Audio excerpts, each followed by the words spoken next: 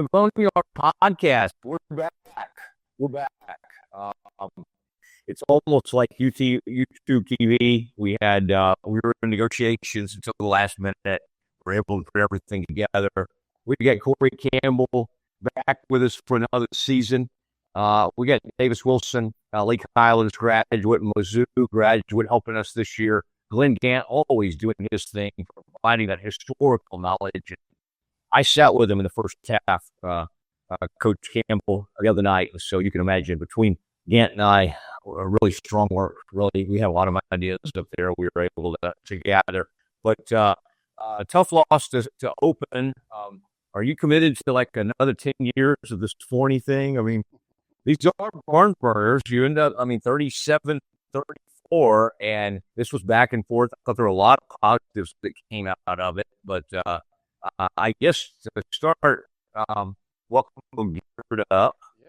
Is this a new look? The hoodie, yeah. We had a little practice this morning, and Labor Day, and ready to get back at it.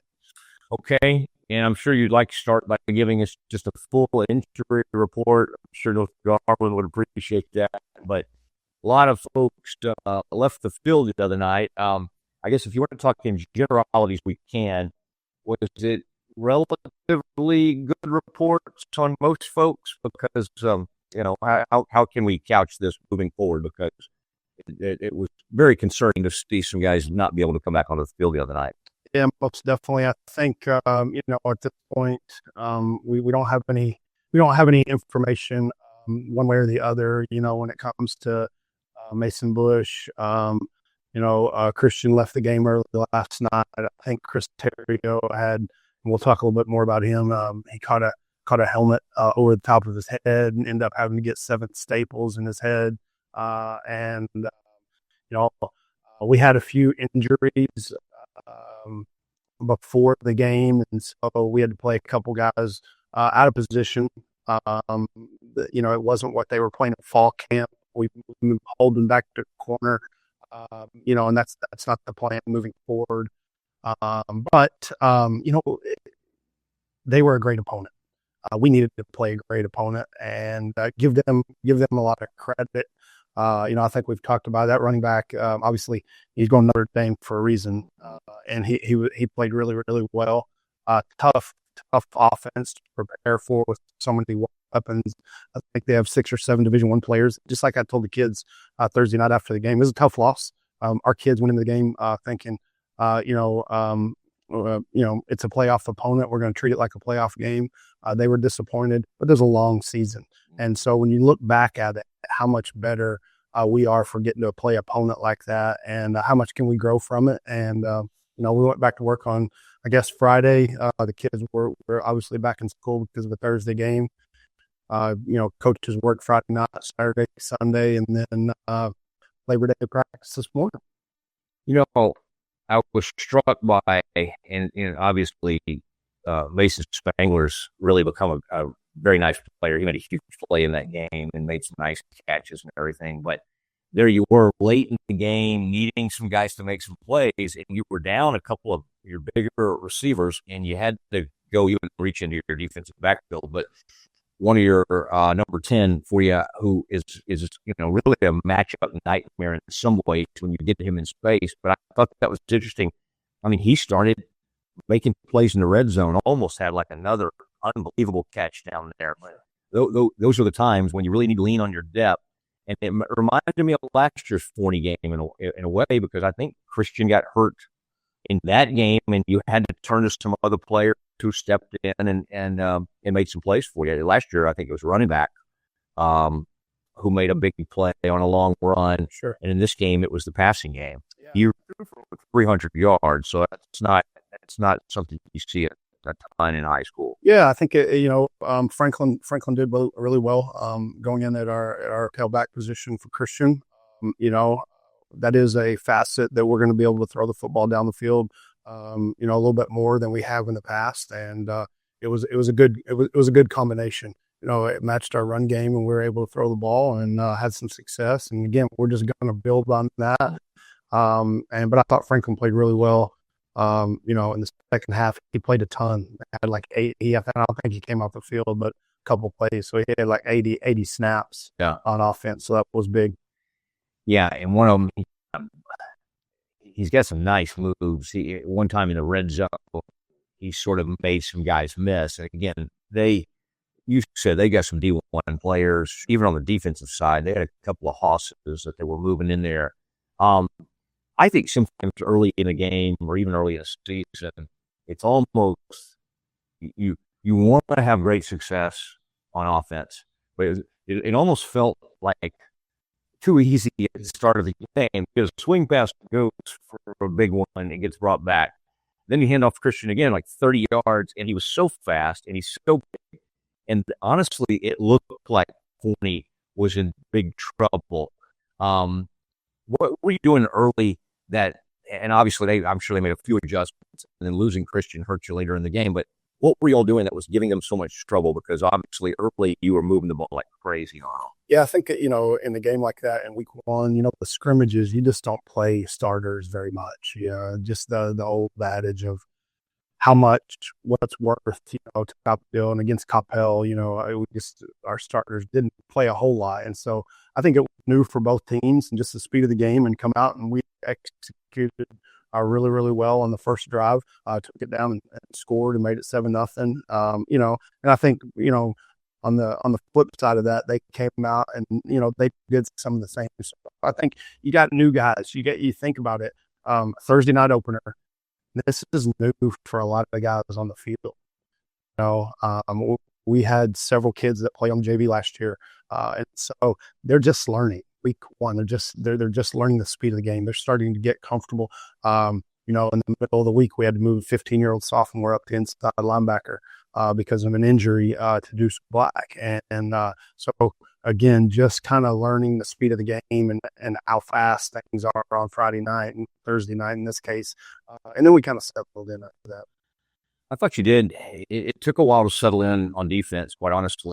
And then even I remember you brought up Chris Cherio, and he closed in one time on the quarterback and forced him to make a poor throw. I don't know if that was close to half or maybe that was early third quarter, but it was just like, there's a lot going on, and that quarterback, and of course, that's for people that don't remember last year's episode with Forney, that is Adrian Peterson all day. We called him out of Palestine, Texas, the star at Oklahoma, and then with the Vikings, that is his half-brother. And he's got so much ability, and he can just, deep ball, he's not going to miss for the most part. And I just think from a defensive standpoint, that's a tough team to play right out. Like you said, they got a Notre Dame player. They got all those, was it Jalil or somebody that was running, and you had some guys out of position. And will some of those guys that are battling illness or whatever they're going through be back this week? Or you think in the next couple of weeks you'll get some of your health and secondary back? We're going to get a couple back this week. A couple of them practiced that didn't practice last week, this morning. So that's going to be good. And that's going to help us have a little bit more continuity, kind of what we went through in our fall camp portion leading up to game 1. But, I think defensively, and talking to our defensive staff, there were 4 or 5 plays that really became explosive plays for them, whether you're talking about runs or a deep ball or something like that, that they got 1-play touchdowns, and we've got to do a better job. We played well at times, and then at other times we didn't play very well. Our eyes in the defensive secondary weren't great. I think guys, the game, it was an exciting game. It's 2 really good football teams. Guys started trying to do too much instead of just doing what their job is called for. And so we got out of position at times, and a lot of that had to do with our eyes. And so again, what a great opportunity week 1, what a great learning, tool week 1 to fix some of those things that are gonna, that we've got to get better at. As we get into district play and some of those things, and we will, our staff, we had video this morning, and when we pulled all the explosive plays and watched them as a group, and they're making those corrections now, and we'll be better for it going down the road.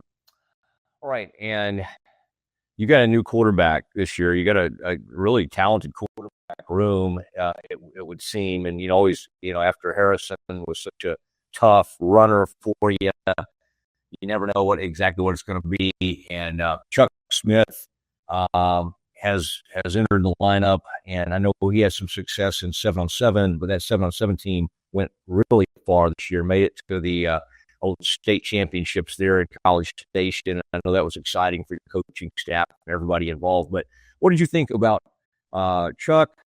And obviously threw for a ton of yards, but his decision making, and then of course working with those wide receivers, because for years you have a guy like Leland, and he would play some tight end, play wide out, and then fortunately you've now replaced him and others with some pretty big, tall, wide receivers out there. I mean, I think you have some weapons. It certainly appears so. Yeah, I think going into the game, I think Chuck just I don't want to say we didn't know what we had, because we did, but I think the one thing that sticks out for me in game one was his toughness. He didn't blink.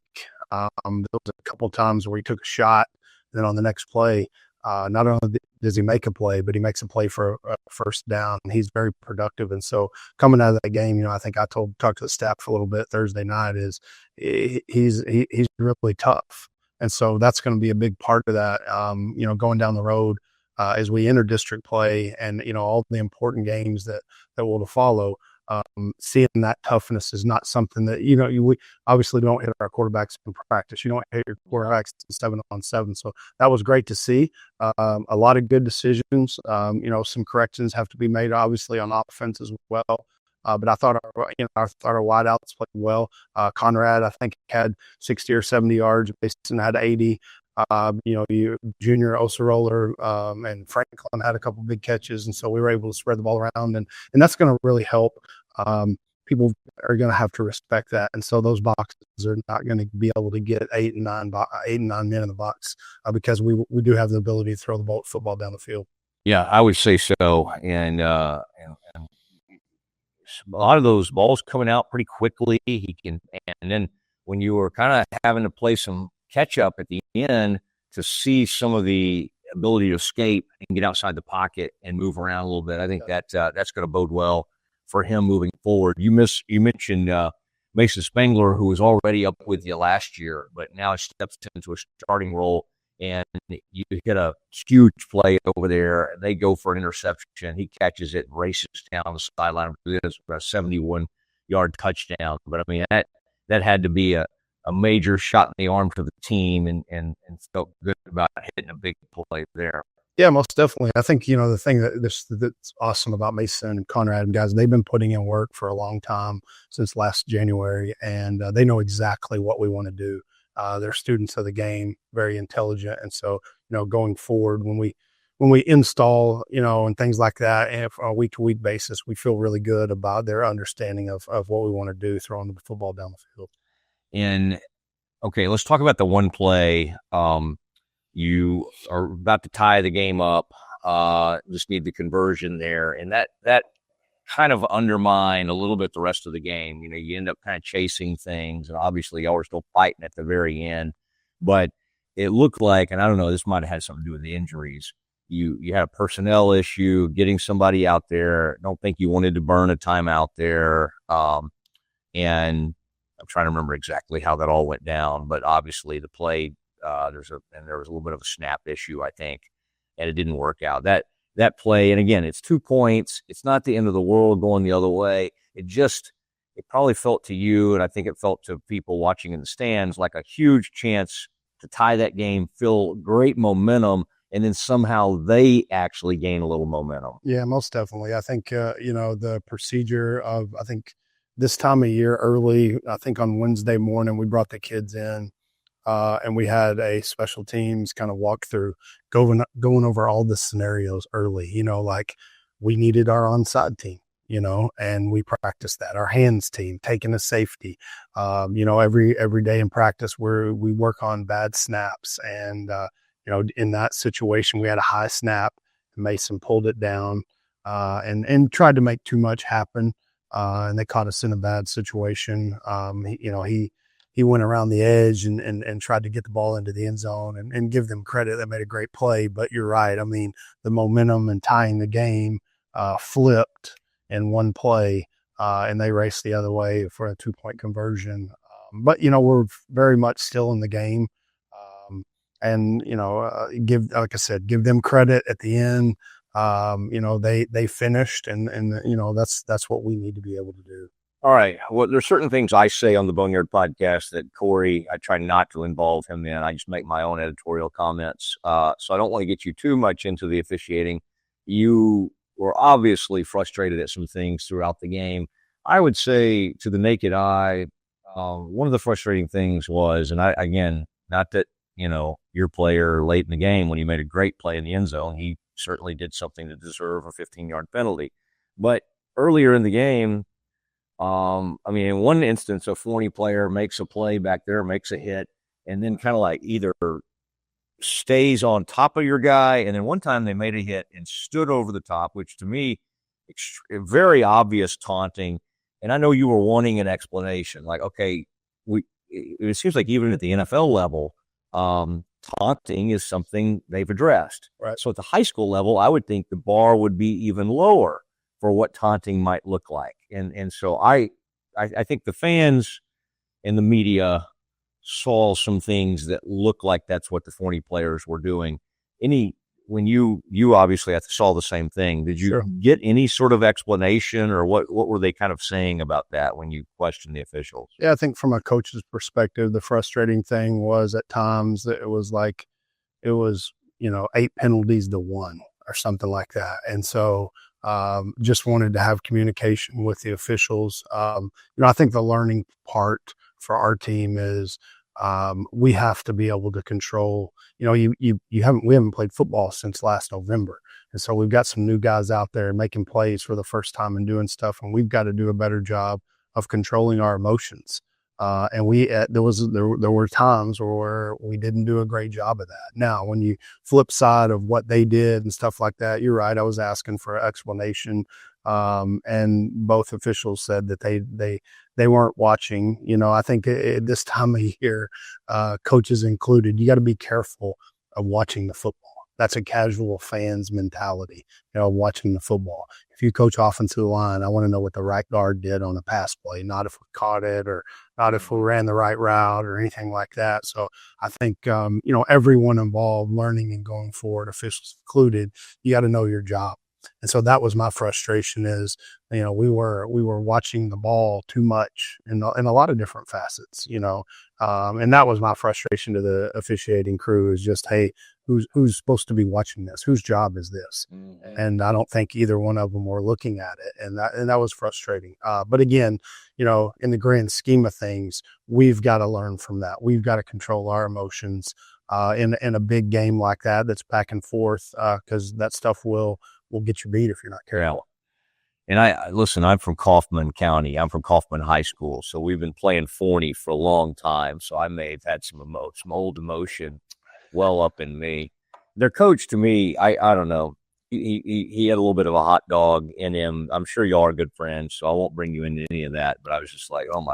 Sometimes things feed off how their coaches act or whatever. But I've never seen I don't know. He's extremely active over there. Maybe it just looks like that because you, other than when you're getting after the officials, you are very calm during the game. And I think that's a headspace you like to stay in. But I know. Yeah, I just think emotion, I know when I was offensive coordinator for, 15, 16 years, I think that press box gives you that place of it removes you from the emotional part of the game and you get to do your job. Right. And so, in calling a game, I try and stay away from players as most as I can, from that emotional side. So you get to stick to the tactical part of what you're trying to do.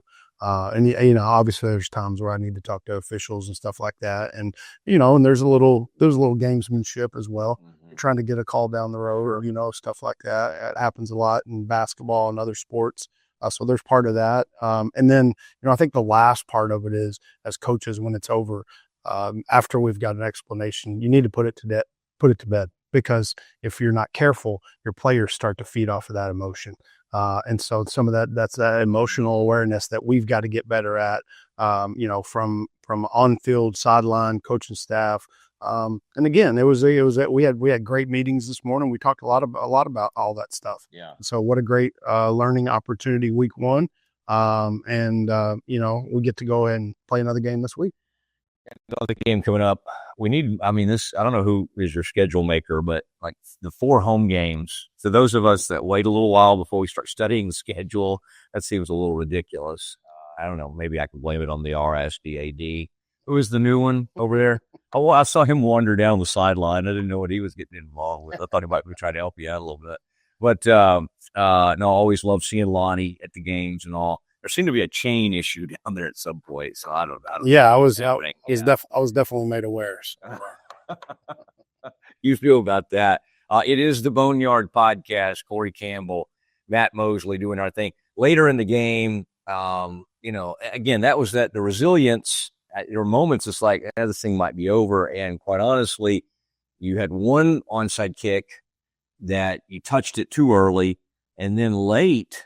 And again, that's why I'm sure you talked to your team about this. The 15-yard penalty, again, kid makes a great play, but you get an onside kick and you're 15 yards back from where you would have been throwing from to get in position to either tie the game or try to throw at the end zone. And so things like that, end up making a big impact. But from a kicking standpoint, extremely well executed that second onside kick to give you guys one last chance. Yeah, I think, credit to Coach Wells. And, Wednesday morning, we're working on onside.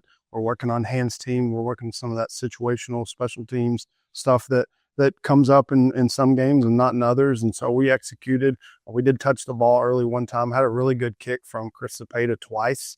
We were able to get on the second one, and give us an opportunity to get the ball back. And so I think that's going to be beneficial down the road, whether we do it in an onside kick, in a part of the game that may be a little bit more of a surprise, or we do it in a situation where we need to have the ball back. I think, it's going to help us down the road. Yeah. And Michael Klein recovers that. And, I don't know how tall he is now. He looks like he's, 6'4" or something. I mean, that's a tall safety, and he came in, played some free safety for you. And, the more and more guys like that play, the more they're going to be that much effective. Okay, I don't want to take time away from, we do some things that everybody looks forward to, and we have our offensive player of the game and our defensive player of the game. Let's start on offense, your side of the ball. Well, you're the head coach of both sides of the ball, but your expertise where you you're calling those plays, you and Zach are talking, but who stood out to you as far as offensive player of the game? Yeah, our offensive player of the game this week's going to be Chuck Smith. He threw for 335 yards, 2 touchdowns, got us in we ask a lot of our quarterbacks, a lot of RPOs, gets us in the right play, sets protections when we're in the empty backfield, makes the run calls. So there's a lot we put on our quarterbacks. He played really well, didn't blink. And like I said, he's going to give us an opportunity to win a bunch of ball games going forward.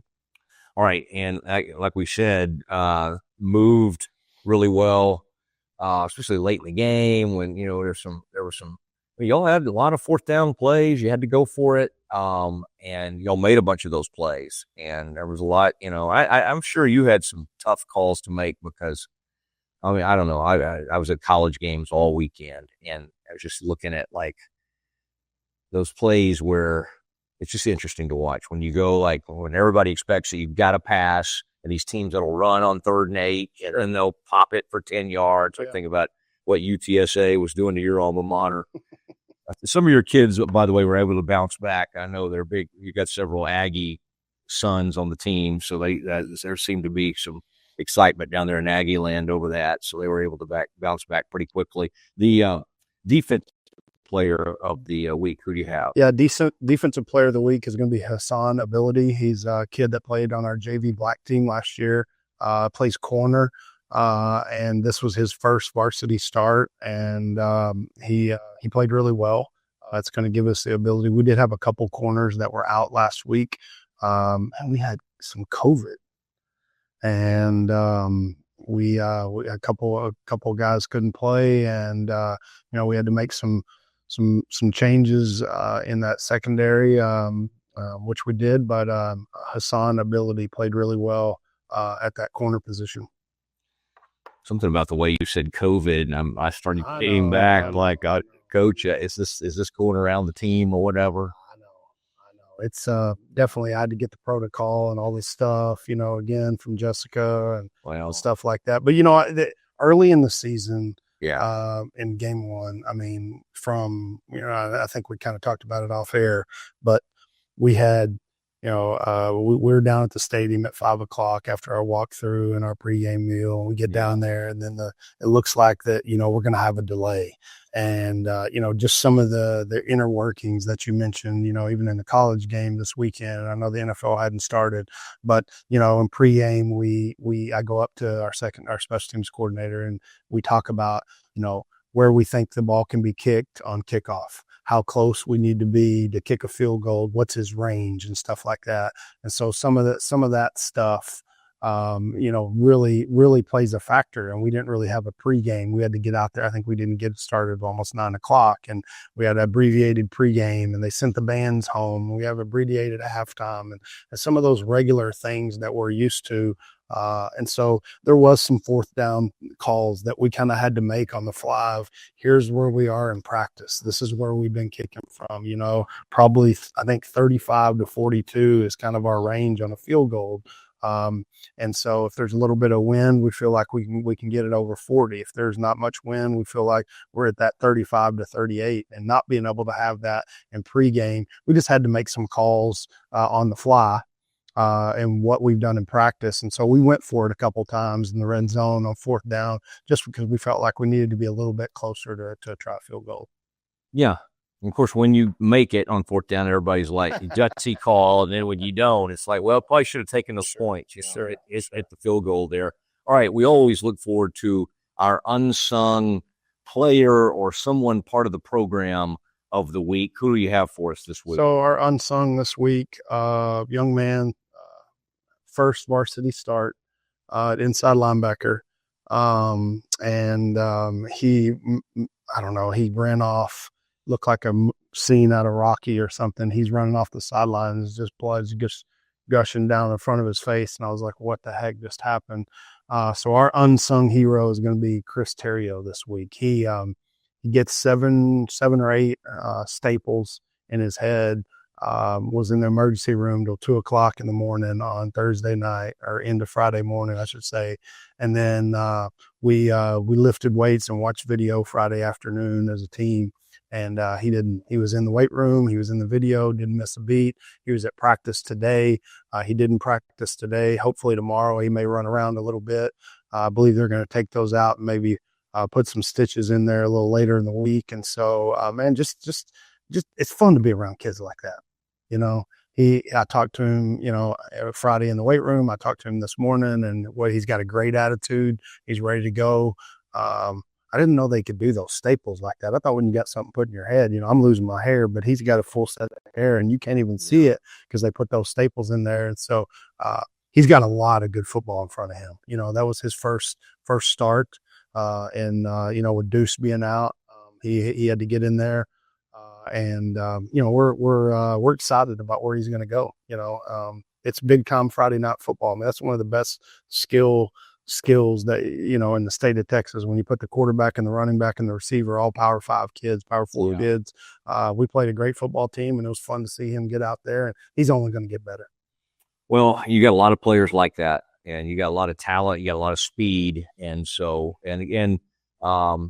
then you got some, guys up front. You were wondering, because you had new guys and you had to move some guys around. Mason Bush had come back from an injury, and you moved him to play right tackle, and at least early. And I mean, now Chuck had to run at times and escape, but a lot of times he did have time. So sure. Overall, after watching the film, the O-line, was it kind of a mixed effort? What'd you think? Yeah, we did well at times. I think for us, and this happens in the beginning of the season, is we're kind of still searching for that right mix of identity on who we are.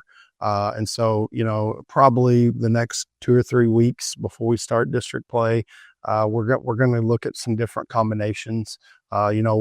we this today in practice, we ran 5 plays and then we'd move them around a little bit. And that stems from just, we had an injury, obviously, to Mason. And so we're just kind of moving some guys around, seeing where they fit, how comfortable they are. There's a little bit of difference playing tackle and guard. Tackle, you're going to get on an island more. You're going to get some one-on-one pass rush versus some really, really talented edge guys. And so we've got to find that mix. And talking to Tackett and Hat this morning, that was the agenda of today's practice. And then we're going to go back and watch that video. We're going to continue to get better and better and show those guys. And then hopefully when we get to district play, we've got a really good grasp on where we want guys to play. Yeah. And some of those guys have some position flex to them and have played other positions. And so it's nice to be able to move them around a little bit. And tell Coach Hat I'm available if they want me to look at anything, put eyes on anything. I'm always happy to bounce up here. But it is good to have the Boneyard podcast back up and running. Real quick, though, we want to review that one because that was a very exciting game. But you got to move on, and you got to start thinking about North Garland. And as our man Gant says, you got a good all-time record against them, 9-0. Our man Davis Wilson, by the way, did a little scouting and watched them, so he can weigh in a little bit. But they dropped a tough one up to one of the McKinney schools. I think it was Boyd, like 49-6. So they're struggling. They were 0-10 last year, but you gotta approach each game, I know, and you got to respect the opponent. Sure. What is the thought process, and what can you tell us about them as you get ready for them Friday? Yeah, our thought process is pretty simple. It's really about whether we're playing Forney or we're playing North Garland or the next week playing Flower Mound. It's about Monday, and this Monday is going to be affected in November. So did we get better on this Monday? And so looking at North Garland over the weekend, got some really good skill, big, tall quarterback that can run, and they're gonna be a little different. We're going to go from an odd front in Forney, a 3-down front, to a 4-man front. So that's going to be a little different for our linemen. Going forward in the game plan and the install and what we're going to do against that 4-man front. Going to play a lot of man, some man free, some cover 3. And then, like I said, we just have to get better, and I know the kids were disappointed. The staff was disappointed Friday night. But we got a good football team, and we've got to continue to get better every day. And I thought we did that today. So, it's going to be fun Friday night for us to go out there and try to find win number 1. And we're going to worry about us, and we're going to worry about Tuesday's practice tomorrow because we can't let those days go by. Yeah. Well, and you mentioned Conrad Ince. What a great play he made on a ball. I mean, that's the Forney, again, has some great players, and your guys went up and made some incredible plays, especially late with Forney knowing exactly what y'all needed to do, and you had to throw, and you couldn't even think about the run game at that point, and y'all still were making big plays down the field. So I think that's something you can totally build on. A little of our historical deal with North Garland, Scott Smith, who you've known over the years, the 2009 team, and Glenn Gant does a nice job of giving us a little historical perspective. That year, the Lake Highlands finished with an 8-2 record, and they went in the playoffs against North Garland, a 6-6 North Garland team, and that was the 7th playoff team in North Garland history. North Garland had a quarterback named Anthony McGee, who went on to star at UTEP, actually, and then Lake Highlands had Ricky Zorn. Yep. Jody Zorn's his dad, good banker, good friend of mine. Ricky went off to Harvard. That was my safety school. And then hit James Dute on a 70-yard touchdown pass to answer North Garland. And we're down at halftime, but Lake Highlands had a great running back who went on to Oklahoma State at the time named Desmond Rowland. And Desmond, had a big game, and he would finish with 137 yards and 4 touchdowns in that game. So again, just a reminder, man, that's unbelievable. Some of the players that Lake Highlands had over the year. Roderick Mackey, who went on, Jeremy Bracken, who played at Harding. So a lot of good players. Always fun to kind of think back history that we've had over the years. I think I got here in the spring of 10, and Ricky was senior, graduating, I believe. And then, I was fortunate enough to be able to coach Desmond Rowland and, some of those guys. So they were great high school football players. Obviously, Desmond went on to have a good career at Oklahoma State, and it'll be good Friday night. I think our team is in a really good place after today's practice, and so it'll be a great opportunity for us to get a win Friday night. Well, it's good to be doing this again. Yes, sir. I'm glad to be here on the Boneyard podcast, and we're back up. You can find us on Apple, Stitcher. We'll get it up on the Wildcat Club. You and I are going to have to kind of go over, every year y'all kind of fill new positions. I would say Libby Nicholson. I know she's probably got a great position as far as team mom, but I got to get all the proper so we can get the podcast on all the right platforms. But appreciate everybody and Davis being a part of this thing. Glenn helping us with some of our notes and historical stuff. And Coach, great to be back with you and fun to be on another season. And again, tough loss, but everything's out in front of you, and who knows? Maybe we'll see them down the road in the playoffs or something. Heck yeah, I'd love it. All right, here it is, the Boneyard podcast for Coach Campbell. I am Matt Mosley. We'll see you at the Boneyard.